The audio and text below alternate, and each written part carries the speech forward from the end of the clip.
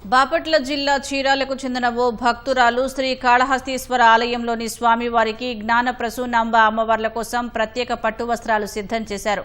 స్వామివారికి అష్టోత్తర నామాలతో పంచె, అమ్మవారికి లలితా సహస్రనామాలు, ఖడ్గమాల, పార్వతీ అష్టోత్తరాలతో చీరను ఎంబ్రాయిడరీ చేశారు. ఈ పట్టు వస్త్రాలను రేపు శ్రీ కాళహస్తీశ్వర ఆలయంలో అందించనున్నట్లు తెలిపారు.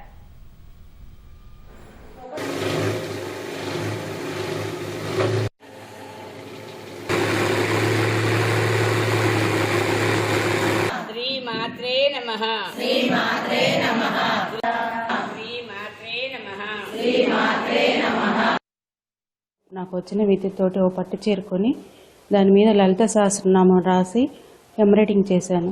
ఇది రాయటానికి నాకు సంవత్సరం పట్టింది. చాలా నియమనిష్టలతో భక్తి శ్రద్ధలతో పూర్తి చేశాను. అమ్మవారి దయ వల్ల నేను పూర్తి చేసి పోయిన సంవత్సరం శ్రీశైల బ్రహ్మరాంబిక అమ్మవారికి సమర్పించాను.